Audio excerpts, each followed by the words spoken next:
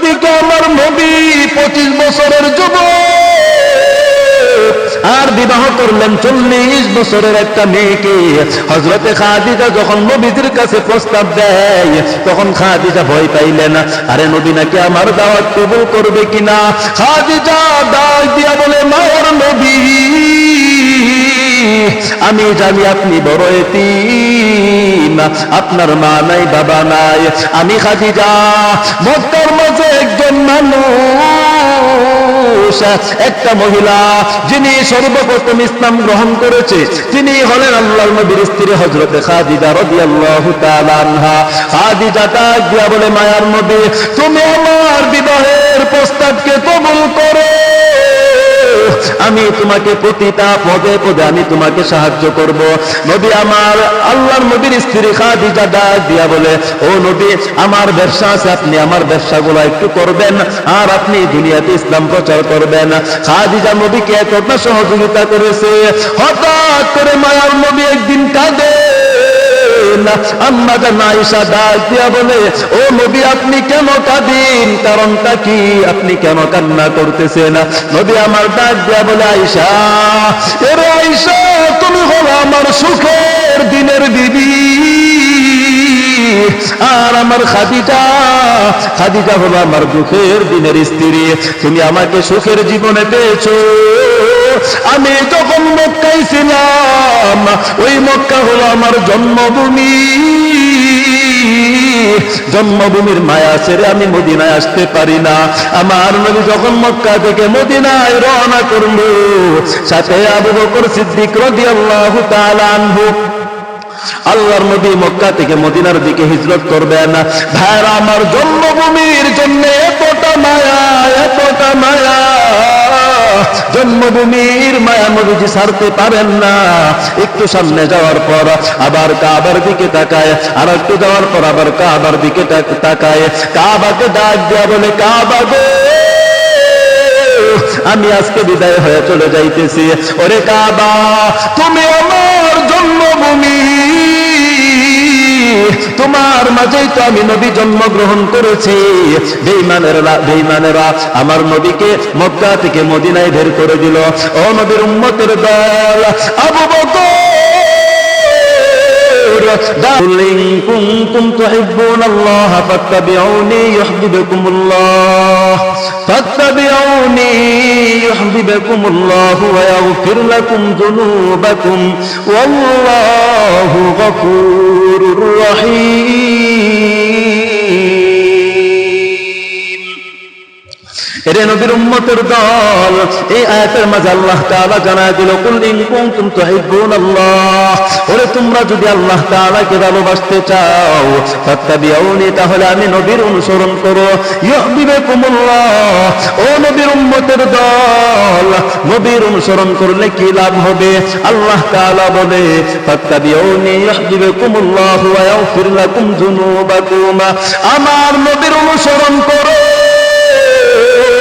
বলে কি লাভ হবে? ওয়ায়াগফির লাকুম যুনুবাকুম, আল্লাহ তোমার গুনাহগুলোকে ক্ষমা করে দিবে। আল্লাহু গফুরুর রহিম। এরপরে আল্লাহ তাআলা জানায় দেয়, আল্লাহ তাআলা হলেন গফুর, আল্লাহ তাআলা হলেন রহিম। আল্লাহ চাইলে বান্দা বহুত পরিমাণ গুনাহ করলে আল্লাহ ক্ষমা করে দিতে পারে। বলেন তো, আল্লাহ ক্ষমা করে দিতে পারে কি পারে না? ভাইরা আমার, আল্লাহর নবীর ভালোবাসা কেমন? আল্লাহ বলে, আমি আল্লাহকে যদি ভালোবাসতে চাও তাহলে আমার নবীকে ভালোবাসো। আল্লাহর নবী জানায়া দিল, বুখারী শরীফের হাদিস, নবী বলে, লা ইউমিনু আহাদুকুম হাত্তা আকুনা আহাব্বা ইলাইহি মিন ওয়ালিদিহি ওয়া ওয়ালাদিহি ওয়ান নাসি আজমাইন। এরে দুনিয়ার মানুষ, আমার নবী জানায়া দিল, আমি নবীকে কতটুকু ভালোবাসবা। বলে, তোমার মাকে কেমন ভালোবাসো, তোমার স্ত্রীকে কতটুকু ভালোবাসো, সন্তানকে তুমি কি পরিমাণ ভালোবাসো। আল্লাহর নবী জানায়া দেয়, দুনিয়ার মানুষ, আমি নবীকে তার চাইতে আরো বেশি ভালোবাসতে হবে। বলেন, নবীকে কত ভালোবাসতে হবে? বাবা মা সন্তান স্ত্রী তার চাইতে আরো অনেক বেশি। ভাইরা আমার নবীকে এতটা বেশি ভালোবাসতে হবে। অন্য এক হাদিসে আল্লাহর নবী জানায়া দেয়, লা ইউমিনু আহাদুকুম হাত্তা আকুনা হাব্বা ইলাইহি মিন নাফসি। উহুদ যুদ্ধের ঘটনা, আল্লাহর নবী যুদ্ধের ময়দানে চলে গেল। উহুদ যুদ্ধে হাজার হাজার বেঈমান নবীর তলোয়ার নিয়ে দাঁড়ায় গেল, আল্লাহর নবীকে হত্যা করে ফেলবে।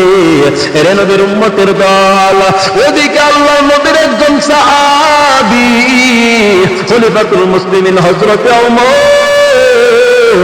রাদিয়াল্লাহু তাআলা আনহু, উনি আল্লাহর নবীর কত বড় আশিক ছিলেন। ওমর রাদিয়াল্লাহু তাআলা আনহু আমার নবীর জন্য কতটা পাগল। ওই ওমর রাদিয়াল্লাহু তাআলা আনহু উহুদের ময়দানে কাফেরদের বিরুদ্ধে তরবারি চালায়, আর বেঈমানকে ডাক দিয়ে বলে, বেঈমান তোরা তো আমি ওমরের তরবারির নিচাই, আমি তোদেরকে হত্যা করে ফেলবো। ও নবীর উম্মতের দল, এই মুহূর্তে একজন কাফের ঘোষণা করে জানায়া দিল, আল্লাহর বান্দা একজন কাফের ডাক দিয়া বলে, ওমর তুমি যার জন্য যুদ্ধ করতেছো, বলে ওমর তুমি কার জন্য যুদ্ধ করো? ওমর ডাক দিয়া বলে, আমি যুদ্ধ করি আমার নবীর জন্য। এবার ওই আল্লাহর ওই যে কাফের সে ডাক দিয়া বলে, ওমর তোমার নবী তো দুনিয়াতে জীবিত নাই। এবার ওমর রাদিয়াল্লাহু তাআলা আনহু ডাক দিয়া বলে, এরে বেঈমান কি বলে? আমার নবী যদি দুনিয়াতে জীবিত না থাকে, তাহলে আমি ওমর আর কোনদিন তরবারি কারো বিরুদ্ধে চালাবো না। এই কথাটা বলে ওমর রাদিয়াল্লাহু তাআলা আনহু ওই উহুদের ময়দানে পড়ে গেল। এরে নবীর উম্মতের দল, ওমর রাদিয়াল্লাহু তাআলা আনহু কেমন তরবারিটা জমিনের মাঝে ছেড়ে দিল, আর জমিনের মাঝে পড়ে গেল। এই দৃশ্যটা শত কাফের দেখার পর এবার বেঈমানেরা চলে আসলো। আসার পর তরবারি হাতে নিয়ে বলে, ওমর আজকে তোমাকে দুনিয়া থেকে বিদায় করে দিব। এবার ওমর রাদিয়াল্লাহু তাআলা আনহু বলে, ও বেঈমান, আমি ওমরের কোনো আপত্তি নাই, আমাকে দুনিয়া থেকে বিদায় করে দাও। বেঈমান ডাক দিয়া বলে, কেন? ওমর বলে, আমার নবী যেহেতু নাই, এমন দুনিয়ার আমি থাকতে চাই না। এবার বলেন তো হযরত ওমর রাদিয়াল্লাহু তাআলা আনহু আমার নবীকে কত ভালোবেসেছে। যদি ওই পরিমাণ আমি আর তুমি নবীকে ভালোবাসি, তাহলে নবীর বিরুদ্ধে যখন কেউ কথা কয়, তখন আমার আর তোমার নবীর পক্ষে রুখে দাঁড়াতে হবে কিনা বলো? ভাইরা আমার চিন্তা করে দেখেন তো, আজকে যদি তোমার বাবাকে গালি দেয়, আজকে যদি তোমার মাকে গালি দেয়, একজন টাটকা বেঈমান তোমার বাবাকে গালি দিলে তুমি সহ্য করতে পারো না, অথচ আমার নবীকে গালি দেয়, আমার নবী নাকি জিনা করেছে রে নবীর উম্মত, আমার নবীকেই বলে গালি দেয়। আর একজন বেঈমান ডাক দিয়া বলে, আমার নবী 11টা বিবাহ করেছে, একটাই মাত্র কারণ নবীর নাকি যৌবনের বাহাদুরিটা এতটাই ছিল, এজন্য নবী অনেক বিবাহ করেছে। আল্লাহর নবী জানায় দেয়, হে আমার মুহাম্মদ, আমি আল্লাহ তোমাকে অনুমতি দিয়েছি, তুমি 4টার চাইতে আরো অধিক বিবাহ করো। কোন কিতাবের মাঝে লিখে নবী আমার 11টা বিবাহ করেছে, আবার কোন কিতাবে 13টা লিখে। ওরে নবীর উম্মতের দল, এই বিবাহগুলা নবীজি নিজের চাহিদা মিটানোর জন্য না। ভাইরা আমার, নবী আমার ইসলামের জন্য কত কষ্ট করেছে, এই কষ্টের কথা শুনলে, ভালোভাবে শুনলে চোখ দিয়া পানি চলে আসবে। ভাইরা আমার, আল্লাহর নবী দেখেন কতটা আল্লাহর পাগল।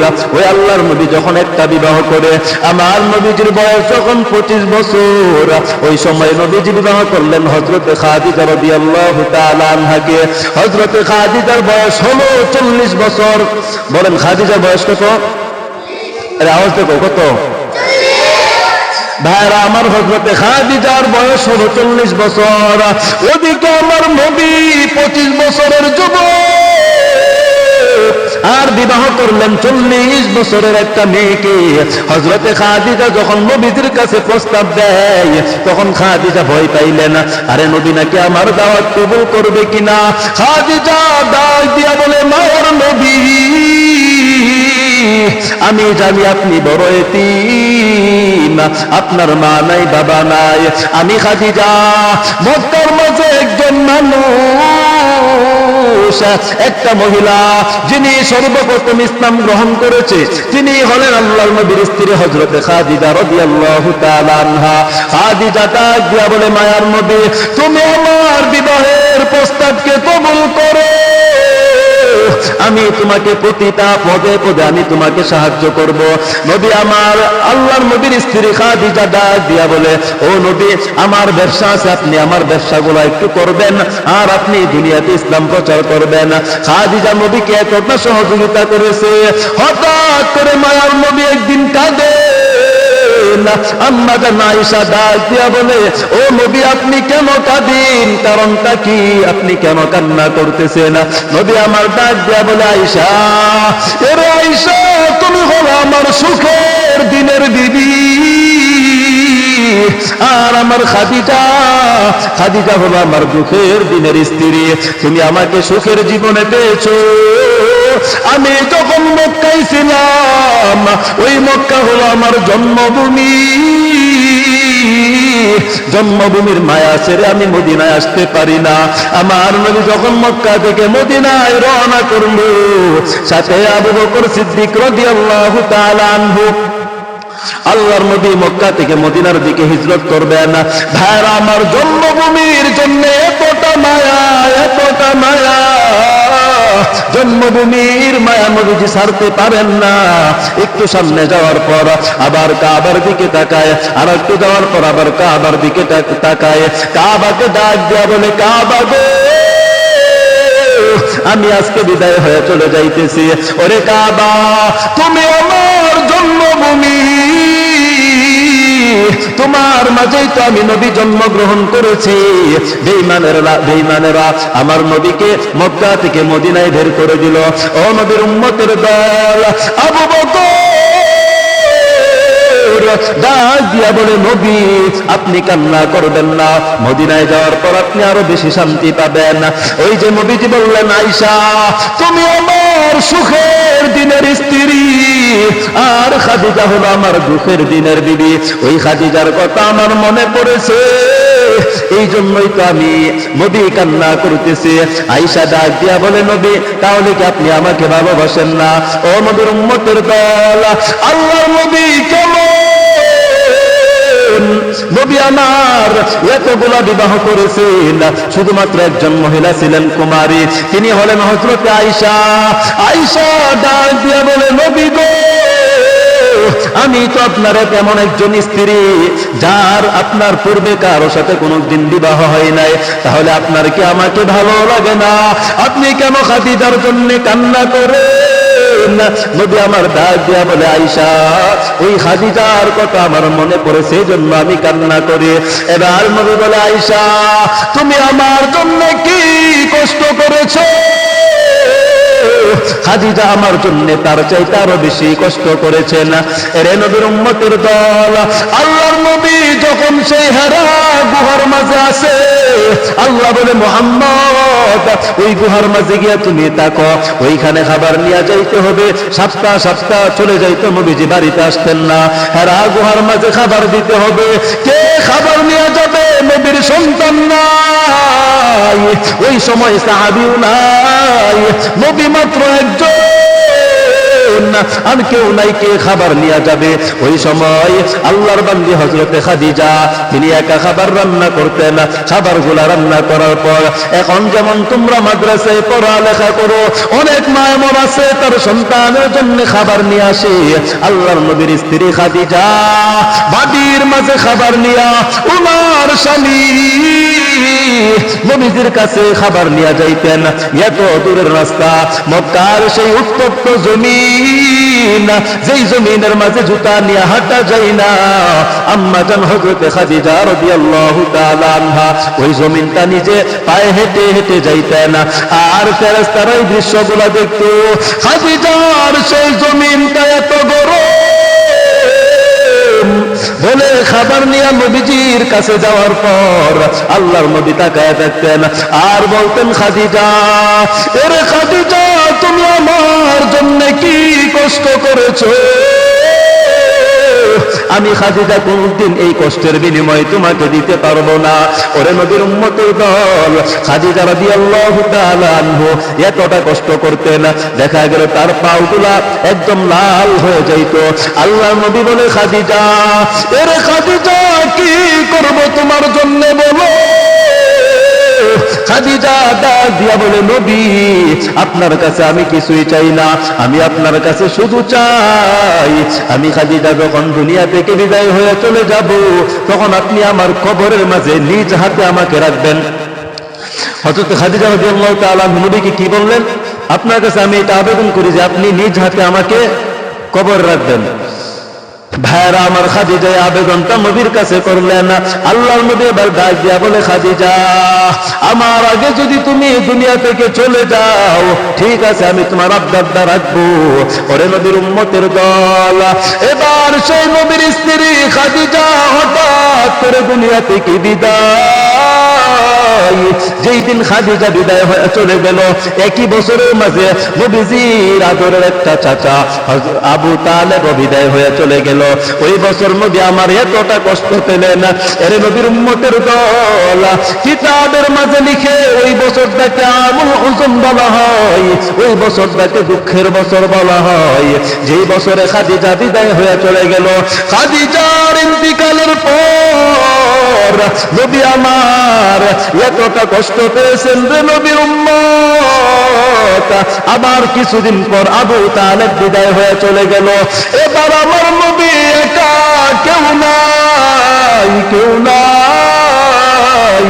নবী আমার একা একা গাছের নিচে কাঁদে।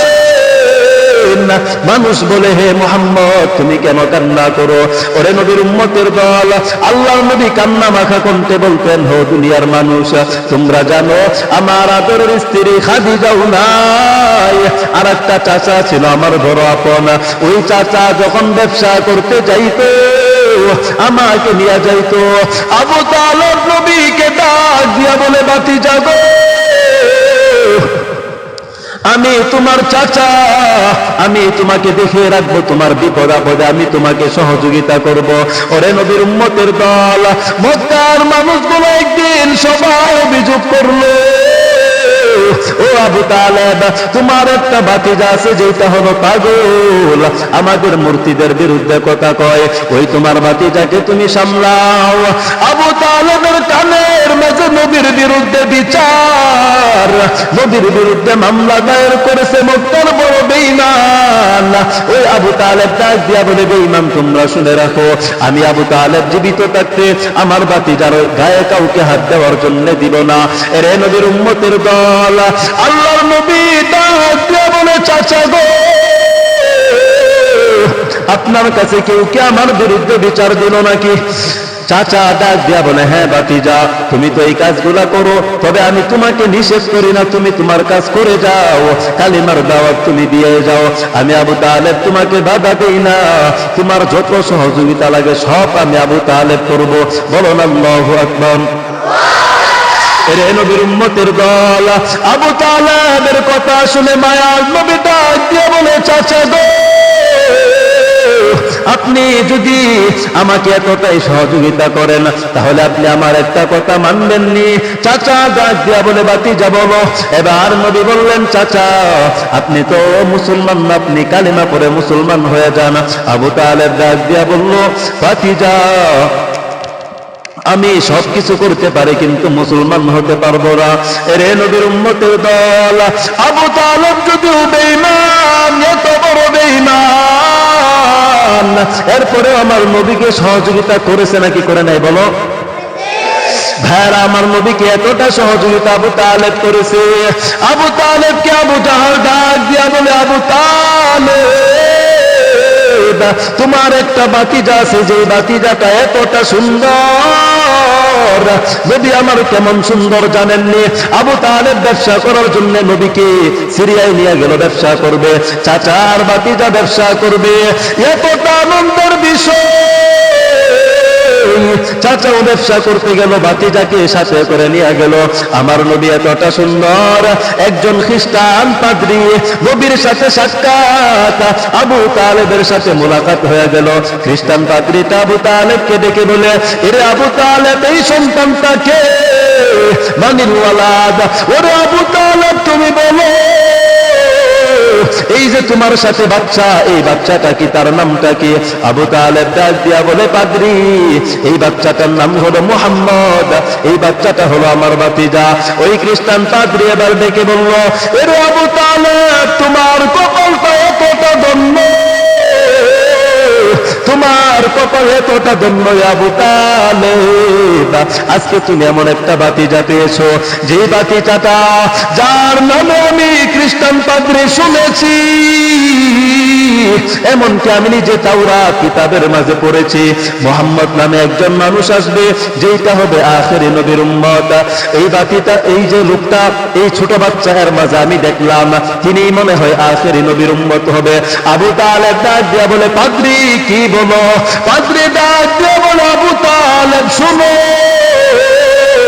এই যে তোমার ভাতিজা, এইটাই আখেরি নবীর উম্মত হবে। বলো তার বাবার নাম কি? আবু তালেব ডাক দিয়া বলে, খ্রিস্টান পাদ্রী, এর বাবার নাম হলো আব্দুল্লাহ। তার মায়ের নাম কি বলো? এবার আবু তালেব ডাক দিয়া বলে, তার মায়ের নাম হলো আমেনা। খ্রিস্টান পাদ্রী ডাক দিয়া বলে, আবু তালেব শুনে রাখো, আমি কিন্তু তাওরাত কিতাবের একজন বড় পাদ্রী, আমি একজন বড় মহাপণ্ডিত, আমি শুনেছি, জেনেছি, আমি তাওরাত কিতাব এত ভালোভাবে পড়েছি, ওই কিতাবের মাঝে আমি পেয়েছি, এই যে একটা বান্দা এমন আসবে, যার চেহারাটা এতটা সুন্দর হবে, তার নাম হবে মুহাম্মদ, তার বাবার নাম হবে আব্দুল্লাহ, তার মায়ের নাম হবে আমেনা। আমি দেখলাম তার মাঝে সবগুলা সিফাত পাওয়া গেল, গুণাবলী পাওয়া গেল। তোমার এই ভাতিজা, এইটাকে তুমি সিরিয়ায় নিয়ে যাবা না, এই ভাতিজাকে শাম দেশে নিয়ে সফর করবি না। আবু তালেব ডাক দিয়া বলে, খ্রিস্টান পাদ্রী কি বলো, কারণটা কি, কেন সফর করব না? ওরে নবীর উম্মতের দল, খ্রিস্টান পাদ্রী ডাক দিয়া বলে, আবু তালেব শুনো, এই যে তোমার ভাতিজা, এইটাকে যদি সামদেশে নিয়ে যাও, সামদেশের বেঈমানেরা তাকে, সামদেশের খ্রিস্টান পাদ্রীরা তাকে মেরে ফেলবে, কারণ তিনি হলেন আখির নবীর উম্মত। এবার আবু তালেব তার ভাতিজাকে বুঝা বাড়িতে পাঠিয়ে দিল। আল্লাহর নবীকে আবু তালেব ডাক দিয়া বলে, ভাতিজা বাড়িতে চলে যাও। নবী আমার ডাক দিয়া বলে, চাচা গো, হঠাৎ করে কেন এই কথাটা বললা, কেন বাড়ির দিকে চলে যাব? এরে নবীর উম্মতের দল, আল্লাহর নবী যাইতে চাই না, চাচার হাত ধরে বসে আছে। আবু তালেব ডাক দিয়া বলে, ভাতিজা ভালো, তোমার জন্য কল্যাণ হবে, যাও যাও, তুমি চলে যাও। এবার আবু তালেব বুঝায়া ভাতিজাকে আবার মক্কার মাঝে পাঠায়া দিল। ও নবীর উম্মতের দল, এবার একটা বারের মতো চিন্তা করে দেখো, যেই মুহাম্মদ দুনিয়ার জীবনে আল্লাহর নবী এমন ছিলেন, মানুষ দেখেই তাকে চিনত, আল্লাহর নবী এতটা ভালো ছিল, এতটা ভালো। এরে ভাই, আমি আর তুমি কেমন, কিন্তু আল্লাহর নবী কেমন ছিলেন? আল্লাহর নবী একদিন মক্কার সামনে ছোট বাচ্চাদেরকে নিয়ে খেলা করতে লাগলো। নবী আমার খেলা করে, মক্কার বেঈমানের সন্তান, তারা তো কাফের, ওদের সন্তান খেলা করার সময় তাদের অনেক সময় কাপড় হাঁটুর উপরে উঠে যাইত। কাপড় কোথায় উঠতো? ভাইরা আমার, কাপড় হাঁটুর উপরে উঠে যাইতো। আল্লাহর নবীর কাপড়, নবী খেলা করেন, হঠাৎ করে একদিন নবীজির কাপড় হাঁটুর উপরে উঠে গেল। এবার নবীর কাপড় হাঁটুর উপরে উঠার পর আল্লাহর নবীর সাথে সাথে বেহুশ, নবী আমার বেহুশ হয়ে গেল। সমস্ত ছেলেরা তাকায় থাকলো, বুঝলাম না কারণটা কি।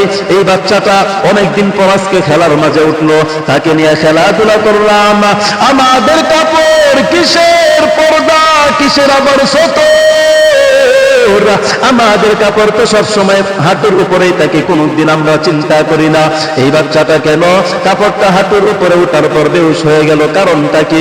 ওরে নবীর উম্মতের দল, মক্কার সমস্ত মানুষ এসে মক্কার সামনে হাজির। সবাই একটা চিন্তা করলো, কারণটা কি? এত সুন্দর একটা বাচ্চা, যে বাচ্চার চেহারাটা দেখতে বড় ভালো লাগে, আমার নবীর চেহারা এত সুন্দর রে নবীর উম্মত, যেই নবীর চেহারা দেখে বড় বড় বেঈমান মুসলমান হয়ে গেল, এই বাচ্চাটা কেন বেহুশ হয়ে গেল? কারণটা কি? ও নবীর উম্মতের দল, আল্লাহর নবী বেহুশ হয়ে গেলেন কেন জানেননি? কারণ আল্লাহ জানে তিনি একদিন নবী হবেন। যখন কাপড় হাতের উপরে উঠে গেল, নবী আমার বেহুশ হয়ে গেল। এবার আবু তালেব ডাক দিয়া বলে, বাতিজা, কি জন্য তুমি বেহুশ হয়ে গেলা? মাথার মাঝে পানি দিয়ে বাতিজাকে হুশ করলো। যখন নবীর জ্ঞান ফিরে আসলো, আল্লাহর নবী বলে, চাচা আমি কেন বেহুশ হয়েছি জানেননি? কারণ যখন আমার কাপড়টা হাতের উপরে উঠে গেল, তখন আমার কাছে মনে হলো আমি যেন অনেক বড় গুনাহগার হয়ে গেলাম, এই জন্য আমি বেহুশ হয়ে গেলাম। এবার ভাইয়েরা আমার চিন্তা করেন, আল্লাহর নবীর কাপড় কোনদিন হাতের উপরে উঠে নাই। একদিন শিশু বাচ্চা, যেই বাচ্চা না পালে, যার কোনো গুনাহ নাই, এমন সময় যখন কাপড় উঠলো, এরপরেও নবী আমার বেহুশ হয়ে গেলেন। ও নবীর উম্মতের দল, মক্কার মাঝে একটা বাজার আছে, যেই বাজারের নামটা হলো উক্কাজ একটা বাজার। ওই বাজারের মাঝে নবী আমার বাজারে গেল। বাজারে যাওয়ার পর আল্লাহর নবী বাজারটা একটু হেঁটে আসলেন, হেঁটে আসার পর বাড়িতেই চলে গেল। ওই বাজারের মাঝে একজন বেঈমান ঘোষণা দিল, ও উক্কাজ বাজারের মানুষ শুনে রাখো, একজন পাগল আছে যার নাম হলো মোহাম্মদ। ওই পাগলটা গিয়া দেখবা, সে দেখবা পাগল, এর চাইতে বড় পাগল দুনিয়ার মাঝে আর কেউ নাই। ওকে যদি দেখতে চাও তাহলে তোমরা উক্কাজ নামক বাজারে চলে যাও। এবার মক্কার সমস্ত মানুষ উক্কাজ নামক বাজারে চলে আসলো। তারা সবাই বলল যে এত বড় পাগল, আমাদেরও যেমন হয় না যে একটা মানুষ বলে যে ভাই ওইখানে বিশাল বড় একটা সাপ আসলো, আমরা দেখে আসি, তখন আমরা কিনা যাই না সাপটা দেখতে? মানুষ জানা, মানুষ কিন্তু যা তো বলছে, আচ্ছা এত বড় জন পাগল, মানে হ্যাঁ এত বড় পাগল, যার মতো পাগল দুনিয়ায় নাই, তাহলে দেখে আসি পাগলটা কেমন।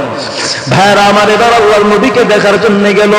আল্লাহর নবীকে যখন দেখতে গেল, মানুষগুলা বেঈমান, ওরা নবীকে দেখার জন্য উক্কাজ নামক বাজারে হাজির।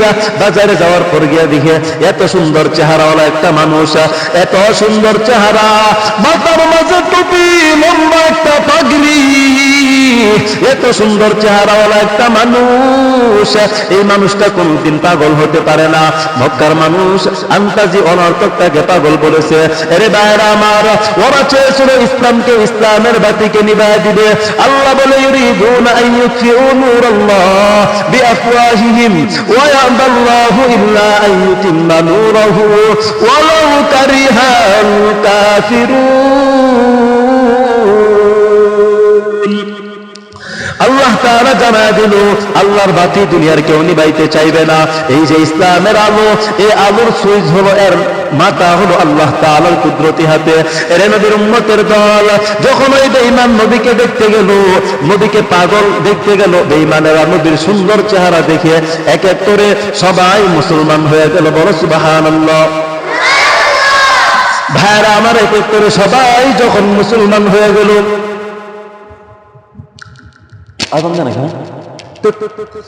এক এক করে যখন সবাই মুসলমান হয়ে গেল,